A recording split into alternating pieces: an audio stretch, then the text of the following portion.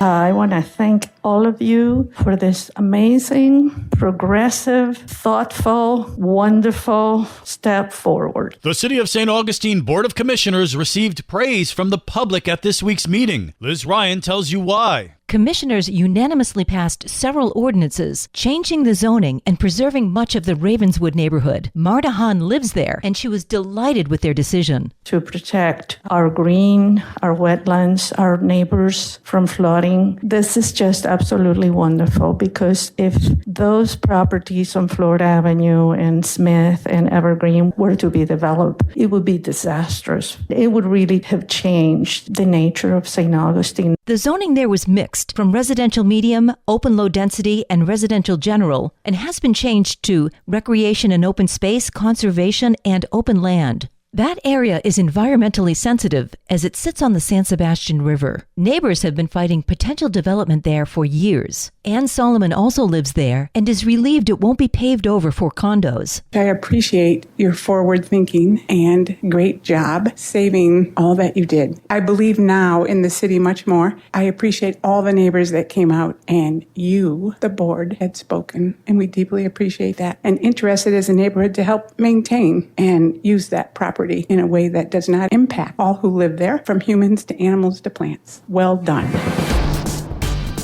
This local news is a service of your hometown Toyota dealer, Beaver Toyota in St. Augustine, conveniently located off I-95 at exit 311.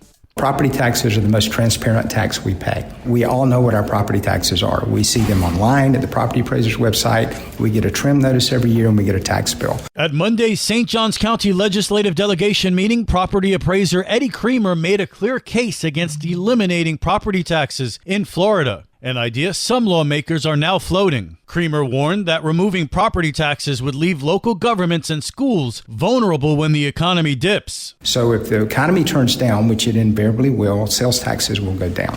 Property taxes, however, because of the deferred, the taxing authorities are insulated against that decrease, because as in 2008, when we had a 40% decline in values, it would have been catastrophic to tell our school system you've got a 40% decline in revenue. That's the primary reason I am opposed to eliminating property taxes. It is a stable source of funding for the services that we use. He also said eliminating property taxes could drive up housing costs and increase tax fraud. Believe it or not, some people will try to game that system by applying for homestead here, getting homestead here, but not necessarily living here or renting a property. Imagine if you would pay no taxes on your homestead property.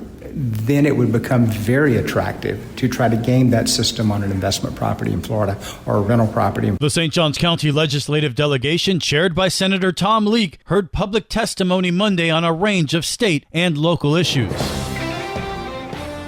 In other news, a multi-car accident on State Road 206 on Friday caused a Tampa woman to be life-flighted to the hospital with serious injuries. According to a police report, a deputy arrived at the scene to find a trailer, a truck, a Honda, and a Tesla involved in the accident. The deputy spoke with Andrew Paul Mueller, the driver of the Tesla. He said he was rushing to a gas station to use the restroom and failed to see the other vehicles in front of him and crashed into them. The deputy asked the Tesla driver to show him dash cam footage of the collision. The footage looked strange to the deputy. He thought it was playing in 2 times speed. The deputy confirmed the dash cam footage was playing at normal speed, causing him to believe the Tesla must have been driving at an extremely high rate of speed. The Tesla driver then told the deputy he was indeed going 135 miles an hour. Mueller was arrested for reckless driving, and the woman driving the Honda was life-flighted to a hospital with serious bodily injuries and multiple broken bones. If you were in the area of Big Oak Road last night and saw a lot of fire trucks, it's because a large storage building at the Saltwater Shooting Club burned down. St. Johns County Fire Rescue and the St. Augustine Fire Department responded. No one was injured, and the cause is under investigation. You can see pictures on the Fire Rescue Facebook page. On a happier note, the Redevelopment 25 celebration that had been rained out is happening tonight. This is your chance to party on the rooftop of the downtown parking garage. Beginning at 5 p.m., there'll be food, music, interactive activities, even a spin-to-win prize wheel. Bring your lawn chair and help celebrate 25 years of progress in the historic community redevelopment area. For St. Augustine's Local Morning News, I'm Liz Ryan.